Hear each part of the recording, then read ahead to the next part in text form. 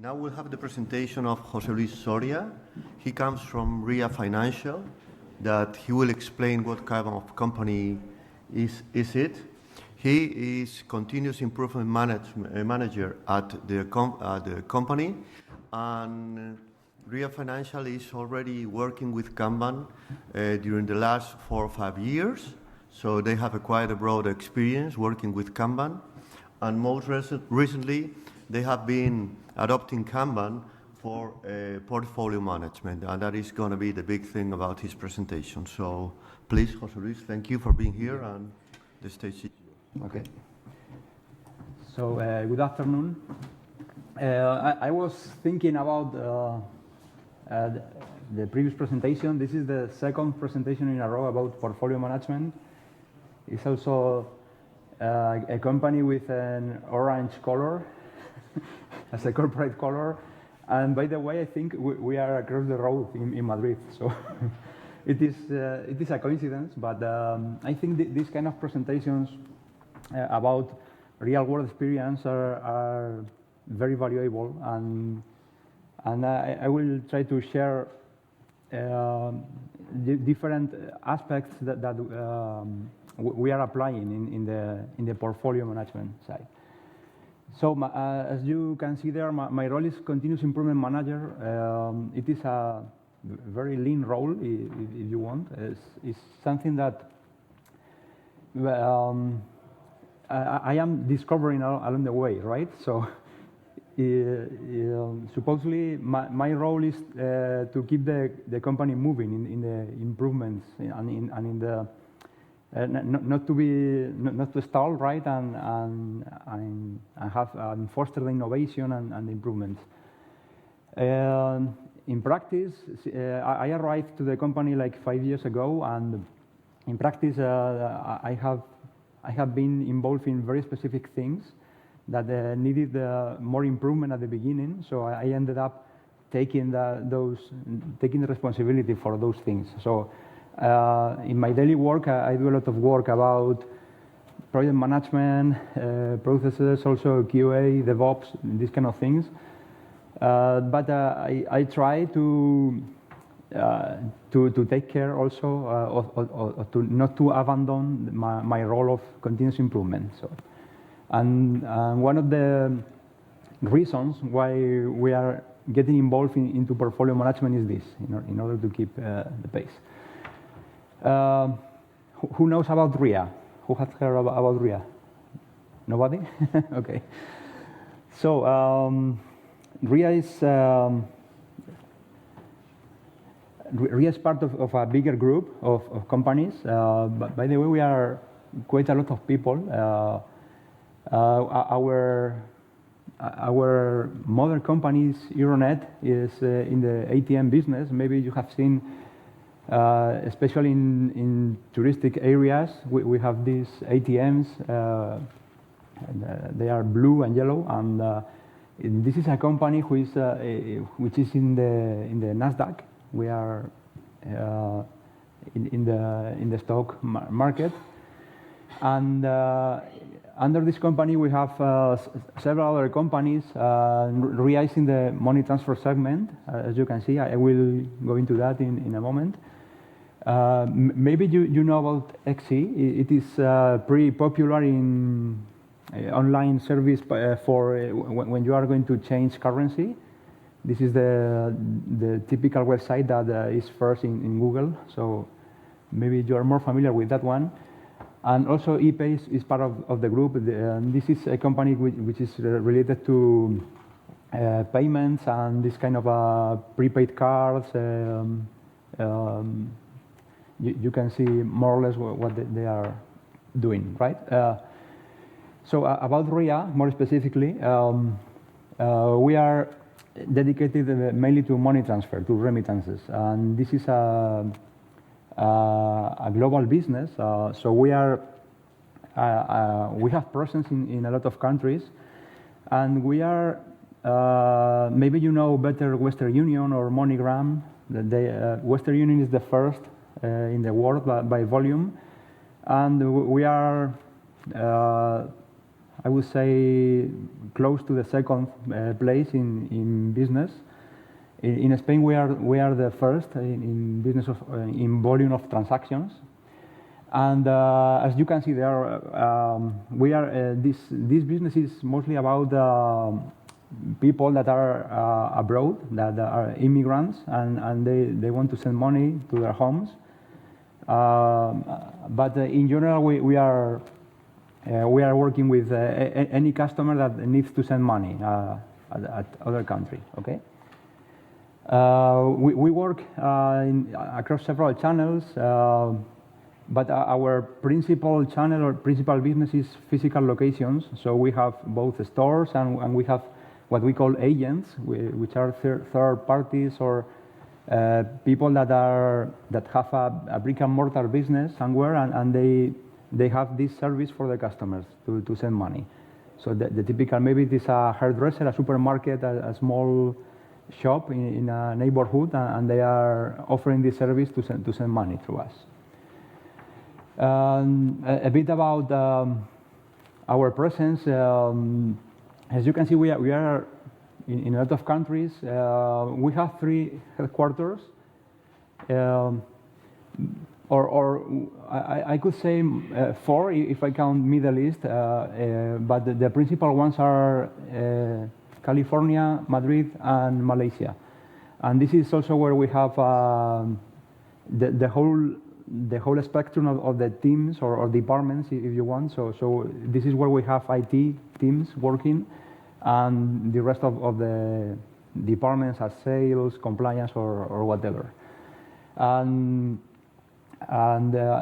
yeah, it is a lot of locations also. So we have presence also in several countries with a smaller office when we need to provide service for these locations.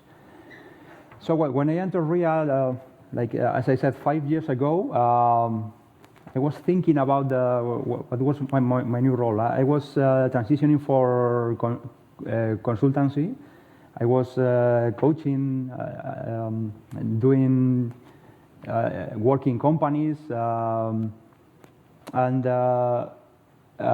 this was I haven't been for a long time working for a long time with the same people, the same team, and it was something that I needed to do, because in consultancy I was more like, okay, I arrive somewhere, I tell them a lot of things, and then I leave. Maybe I will go later, but it is not yours at the end, right? So I started to get familiar with the business, and for me at the beginning was like, okay, this is easy, right? This is there is a sender, there is a beneficiary. They put the money in the system, and it is basically moving numbers between database tables or whatever, right? So pretty easy, but couldn't be more wrong. I was not getting the right picture there. So this is this is a very simplified view of the flow or how the model of money transfer works. But as you can see, we have different ways for the customer to send money. We have physical locations, as I said, stores, agents, and also online services, digital services. Now we are working more in this channel, basically about websites or mobile applications that you can use to send money. But many of our customers prefer the physical locations because it is a business where we deal with a lot of cash. People, the typical customer maybe doesn't have access to banks, credit cards, whatever, and they use a lot of cash. And then in the beneficiary side, we have different ways as well. Like in some countries, we even have home delivery, so you get the money at home. We have maybe mobile wallets. Cash pickup is when the beneficiary can walk to the office and get the money there, and bank deposits as well. And we are managing to do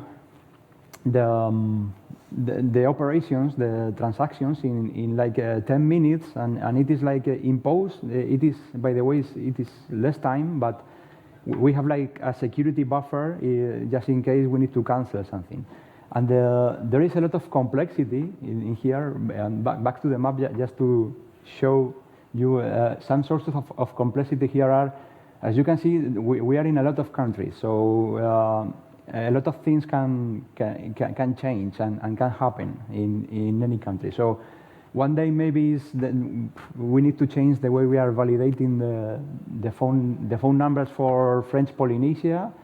Other day is the Ethiopian government that are willing to determine the rate, the exchange rate at the moment of the transaction and not before. Of course, we have Brexit, and this is changing all our plans for the year. We have just some examples. We have, for example, closing deals with big retailers in America. So, for example, we are in Walmart, and we have this service of sending money. You can walk in Walmart and send money domestic market in the US. So there is a lot of complexity and a lot of requirements that are coming from there. Also, about the regulations and laws, we have a lot of countries where we operate again, and we have a lot of regulations to comply with. And this is very complex. We need to, especially at the portfolio level, we have to be very selective and like to be very focused on what should be the next priority for us. And also at the work centers, where we work, there is a lot of diversity. We are a lot of people from different cultures, different countries, because we have to provide service for all these countries as well. So this is yet another source of complexity for us.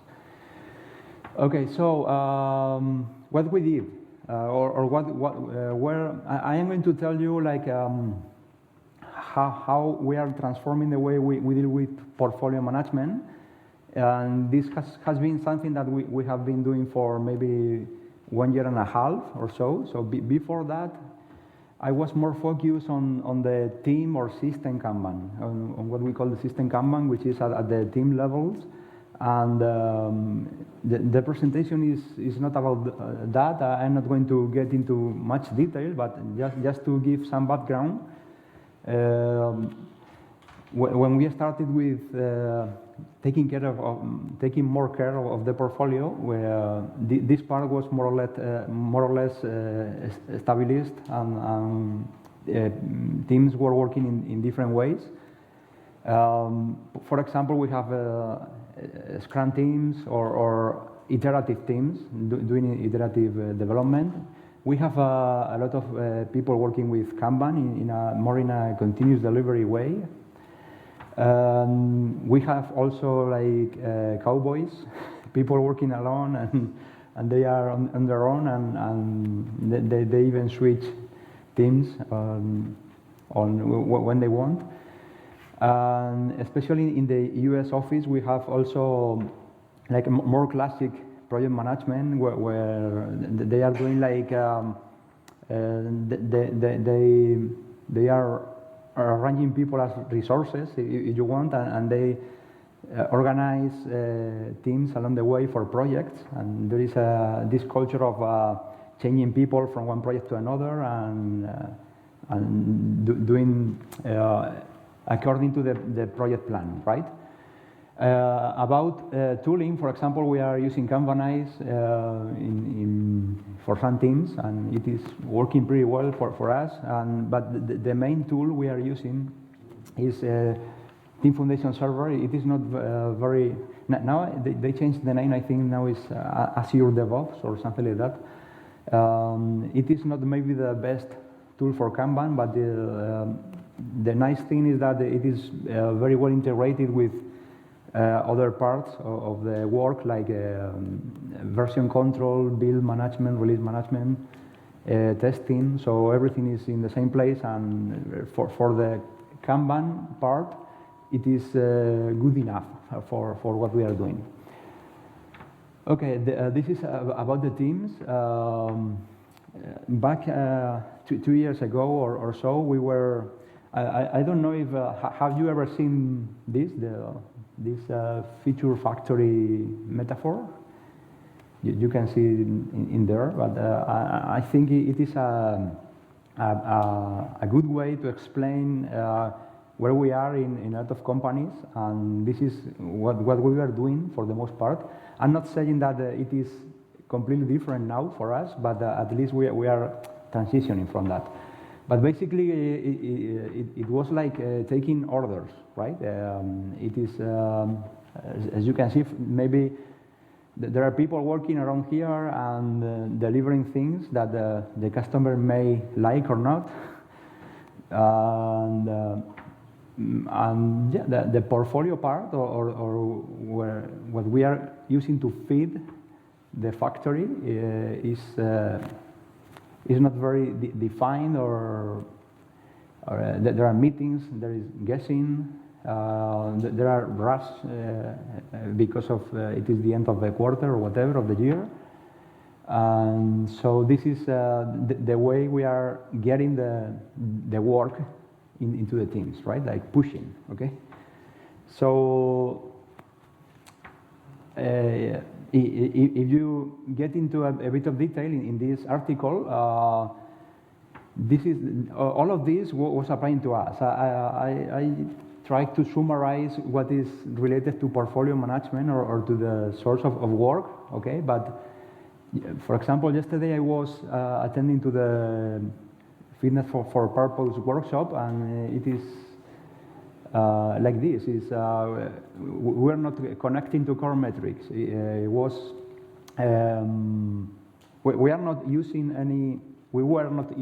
any metric that matters for the customer. It was only important for us, but not for the customer, maybe.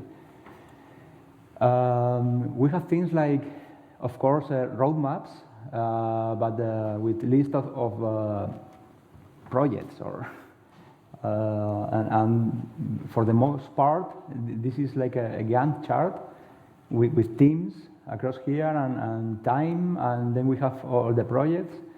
And of course, we need to provide dates, we need to provide estimations and all these kind of things. The teams are being assigned to a different project at the moment the one they are working in. They are not participating in the upstream part, in the selection of work, in the experimentation, research, okay? And about business people, they are chasing upfront revenue, so they are like trying to secure their area, what matters for them. So it is like they are trying to secure their project and get it started as soon as possible. So and sometimes maybe they don't have like the business justification or even the needed requirements for the project, like contracts or whatever they needed. Okay. So and this is what we were using for portfolio or whatever we call that then. And as you can see, it is an Excel sheet, by the way, and it is similar to a shopping list. So it is like a low-level, more detailed version of the roadmap that was before. Like we have the teams here, we have the time, and we have the list of things that where these teams are supposed to be focused. So, okay, this is how we were doing things, and it is, yeah. I mean, one of the reasons why it is maybe at some point, maybe you are going to find the experience a bit chaotic or even a bit not very planned or something like that. But in the middle of all of this, I am telling you, we were also growing a lot. We were hiring a lot of people. We were expanding to Asia. We were doing a lot of things that added more complexity to the thing. So this was like good enough for getting the phase, getting the business moving, but I felt that we needed more, and we need to get more organized. About deadlines, yeah, I was saying before, this is when it's going to be done is the first thing a business person is going to ask. But as I said, they were like trying to assure a date of delivery, so they could like not get delayed by other initiatives. Okay. And yeah, I saw this. This is like all of this happened to us. This is all these books were being read by the people in charge of prioritization. So maybe you have heard about EPO, prioritization, highest paid person opinion. So it was like, okay, this is the decision of the director or whatever, so we need to work on this. Really high value new opportunity. It was like, okay, we are about to close a deal with whatever company in whatever country, so we need to work on this as soon as possible, otherwise we are going to lose the opportunity to the competitors. But that was the explanation. No more, no more insights about the value or whatever was going on. Zero evidence, but really arrogant. Some cases was like, yeah, well, they were providing figures, even like we are going to get millions and millions of dollars or whatever. But zero evidence, right? Later, we didn't see if that was true. I'm not saying that was true, but we don't know. Maybe yes, we are earning that much with those projects, but we don't really know. Works on latest fire. This is especially when one symptom that has working as a feature factory is that the work is getting delayed until it's expedited, until it needs to be done because it's urgent. So we had a lot of this as well. And SQL management, so yeah, this kind of meetings with everyone yelling and speaking aloud and getting like the projects prioritized because they were speaking more than others. Okay, so what we tried to do, have you seen this book? How many of you have read this? Okay, so you're already familiar with this. I am going to go very briefly through the content of this. There are several approaches to upstream or customer Kanban, but for the most part, they are like the same ideas. And this is the one that is in this book, Essential Upstream Kanban. It's free. You can download there, and you can get a more detailed view of what we were trying to do. So the idea here is that, okay, as I said, we were already doing this, the system Kanban, or we were trying to do it properly, okay? But we were lacking all this part, and also this part, which is really important, the downstream part, okay? So this approach basically is about making also visible the upstream part, making it manageable and taking it into account for planning the work and for even for selecting what to focus on and and for basically assuring that the value is taken into account in the selection. So all these graphs are in the book, but as you see, the idea is that we are like expanding the team Kanban in the upstream side, and we are using that for managing the upstream work. Also in the downstream, I will get into a bit of detail later about that. And the idea is to ease the transition here. So the problem there is that there is this is like a pull system in here, but the work is pushed to the pull system, and we are not properly managing that usually. So the idea is to have an area here where the teams can pull work, selecting from a number of options that are valuable and are meaningful for the business. And the customers, or in our case, are internal customers, but the people, the stakeholders, or whoever is needing the work to be done, can feed this, instead of pushing, they can also do a better work of selection and also of validating the results of the work. You already know about this side. This is the system Kanban, and as I was saying, the customer Kanban is about customer pull.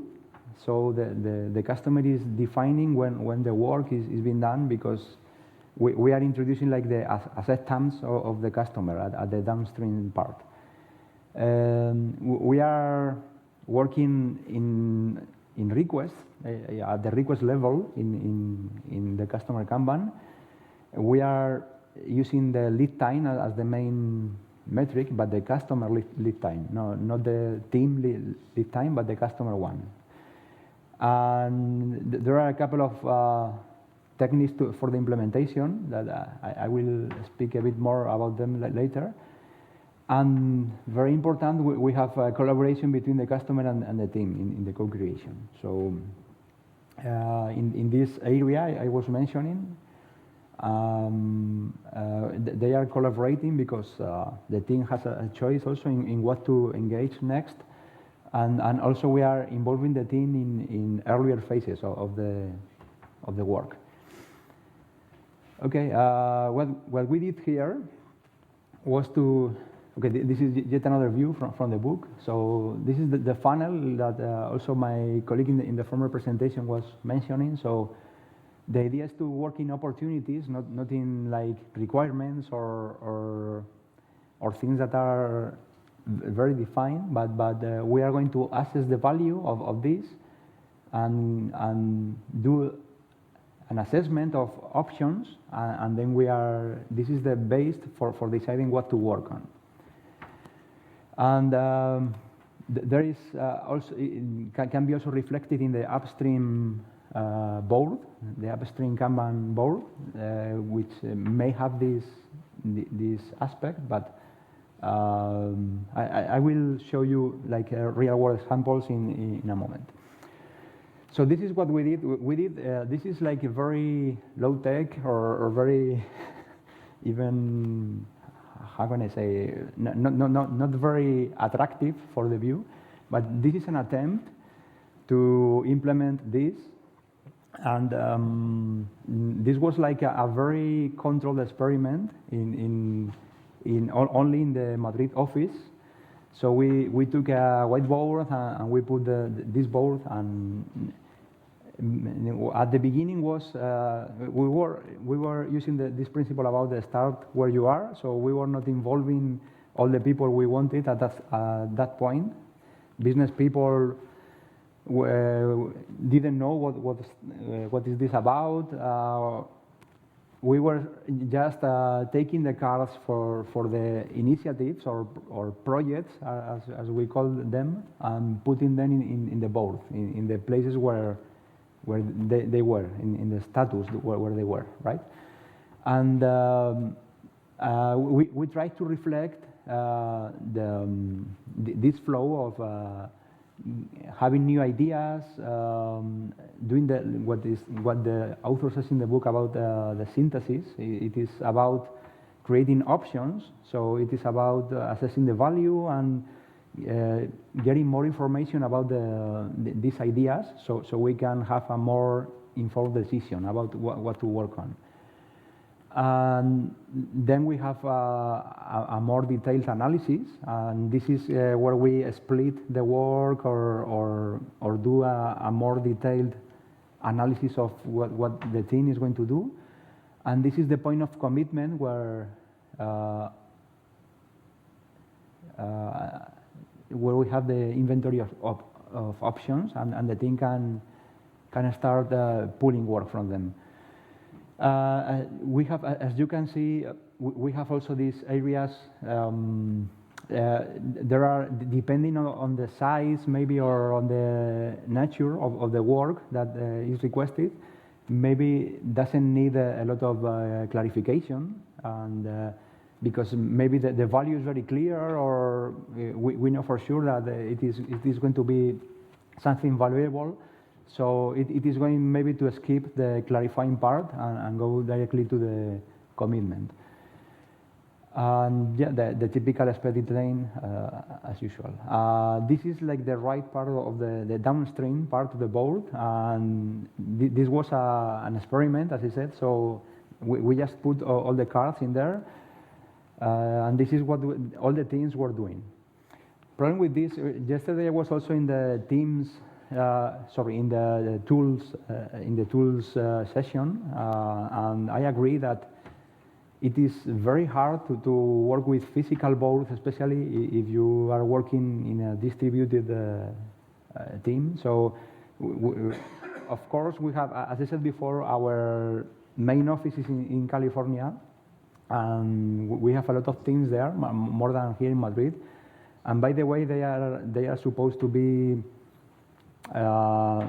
working in aligned with us, or we are would be easier for everyone, right, to work in a similar way. So this first approach was like a very local thing for just learning, and the next thing we did was to involve our partners in the United States. So easy, right? I am like the same as before, no? I am telling you, it sounds very straightforward. Sounds like very something that is better than we did, but you already know that it is going to take more than one single button to do it. So we had like maybe 4 to 5 months of meetings. I mean, not meeting all the time, but a lot of calls during that time. We have several trips from Madrid to California, from California to Madrid, gathering together all these people. And also, I need to stress that there they have a very different culture, and as I said before, they are like a bit still in the project management culture. So they are doing a lot of. For them, it is very important to have milestones, to have dates, to have resources, to have whatever you pick from the project management jargon. It is going to be very important for this team. So was a big challenge to explain them all of this, and also to get to an agreement, because what we eventually did was something that was in the middle, right, between what we were doing and this ideal of a customer Kanban, okay? But at the end, we managed to, if we take this as the system Kanban or the team Kanban, we managed to stress the importance of the upstream and downstream parts, and have them agree that we needed to work in that and to organize that. Also, this is a cartoon, but it is pretty similar to what we have in our. We have a legacy system for work items, and this is pretty similar to the status, the workflow of statuses we have there. It is crazy, and we even have things that are named almost the same as here. But so if you take the photo before with the board with a few columns, now you will understand how we ended up with many columns in the final board. But this was one of the reasons. Okay. So this was our first approach. So you can take this as the flow of work, and as the columns, if you want, in the Kanban board. So we agreed on having this for each idea or request. So this would be, I will explain in more detail in a moment, but this would be like the flow for the general one for any request.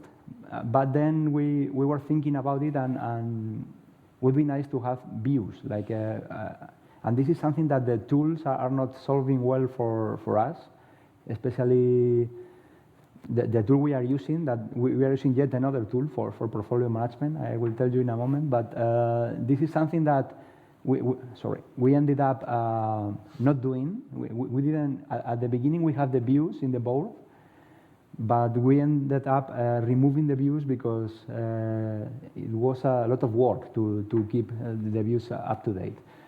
But the idea was basically to have, like, as I said, the whole flow here, and then for specific audiences or people, we can have different views of the work. For example, if you are the business person that is requesting the work, maybe you don't mind about all this detailing here.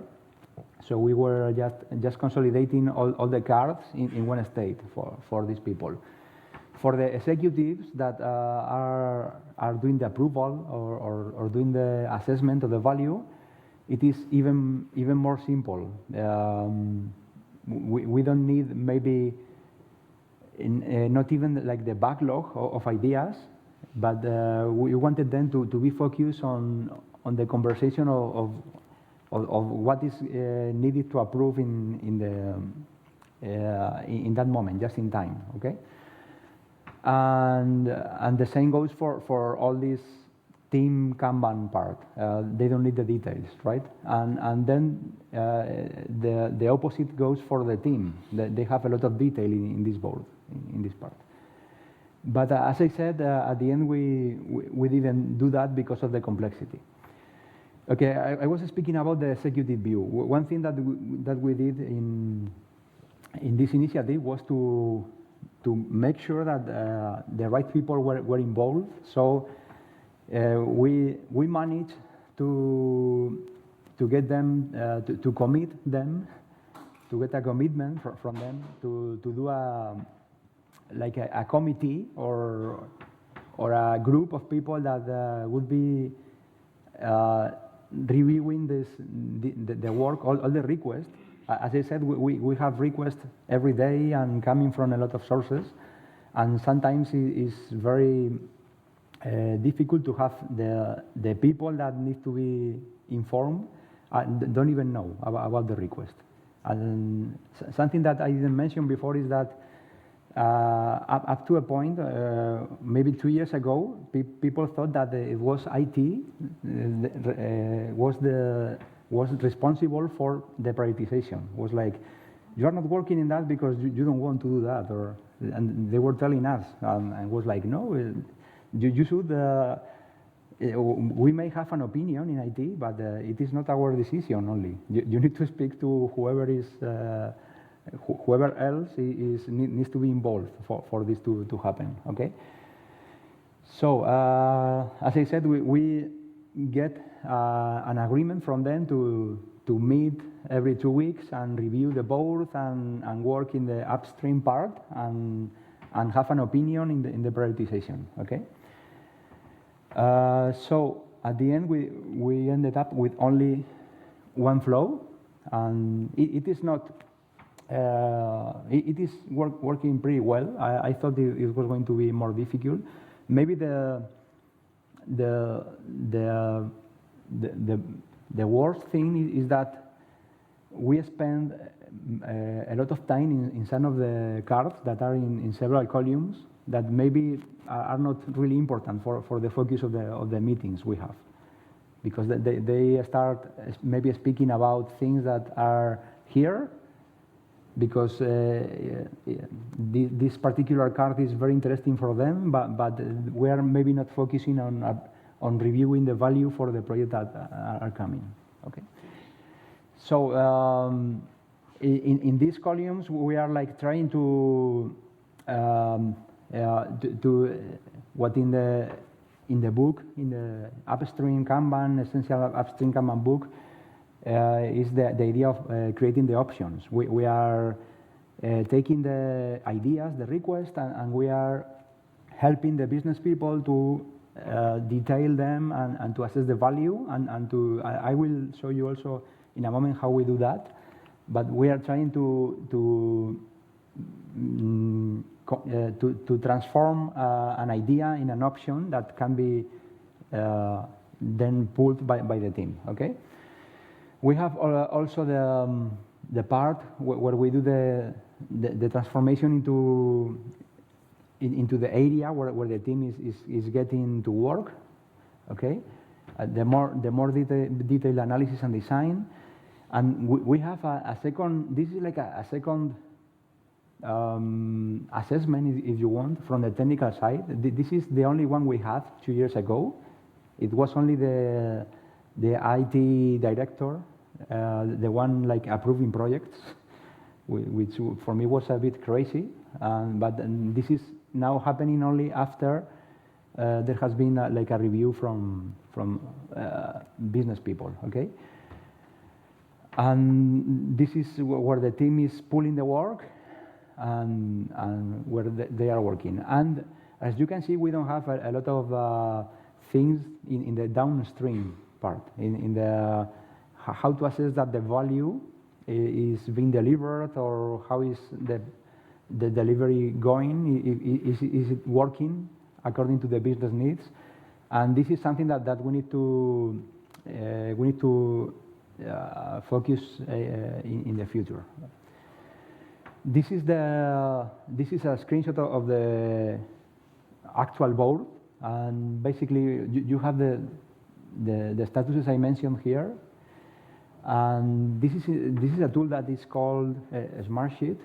I don't know if you know it. It's basically like a spreadsheet, but with some functionality for doing like dashboards and metrics and these kind of things.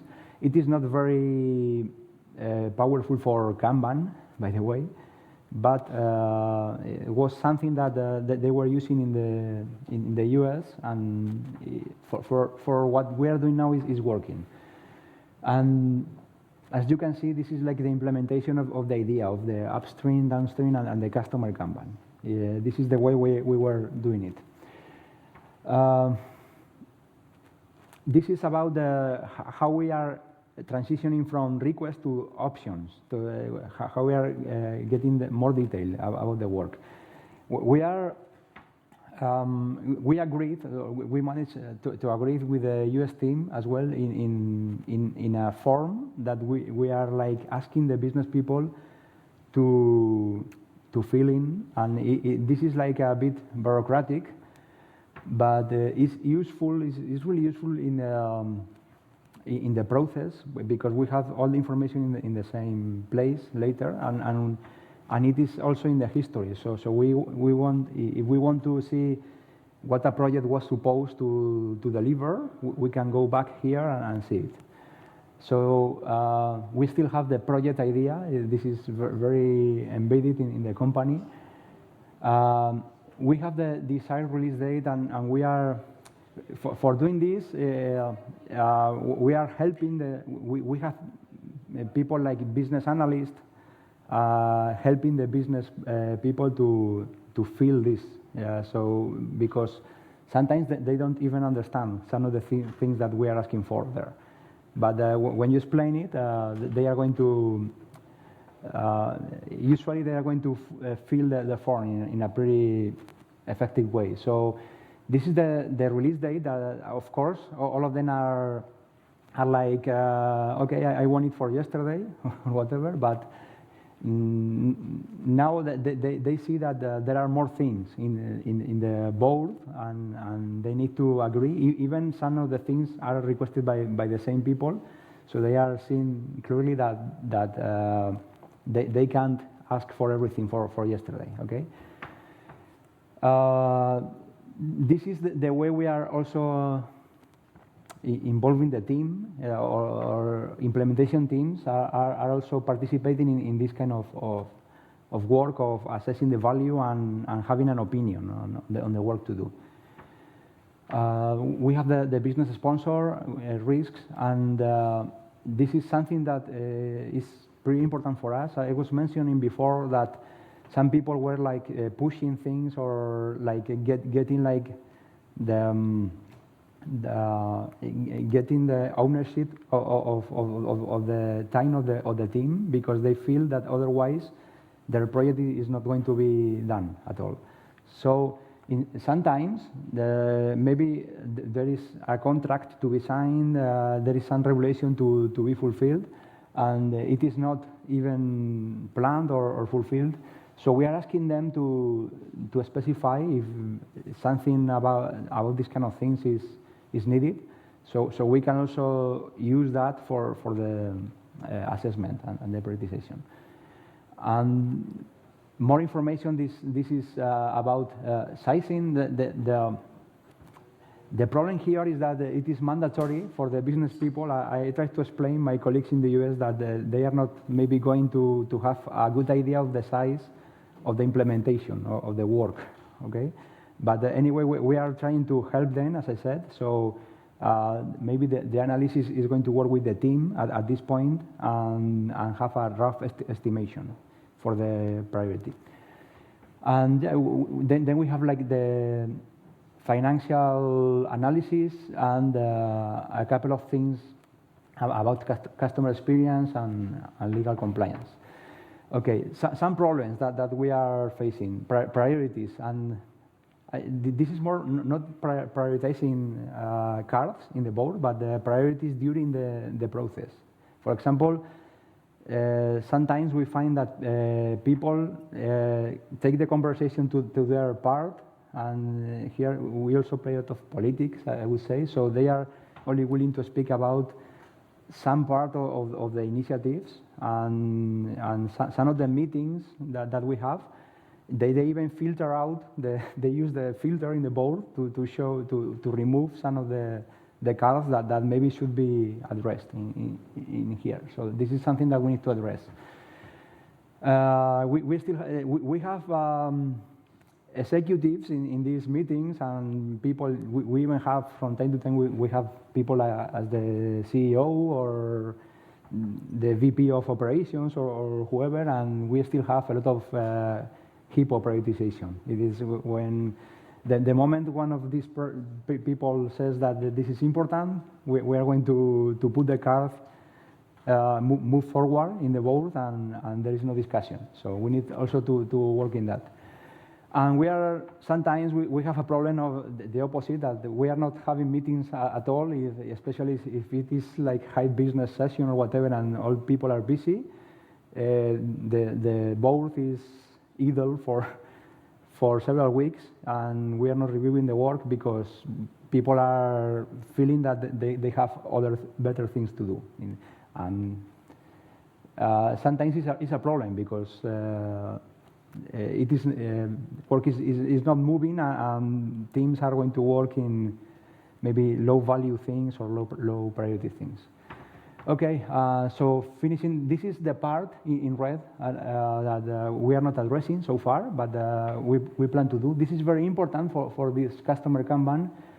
I'm not worrying a lot about minimal options. This is about not letting the team being starved or run out of valuable option to work on. But as I said, we have a lot of interesting projects options to do because of the number of countries we are operating in. And sorry, metrics. Of course, we need to measure things like lead time, customer lead time, and these kind of things. Now we are very focused on measuring things as the number of hours we spend in projects, and this is a challenge we have to convince all these people to switch the focus to anywhere else. And that's it. I don't know if we have time for questions.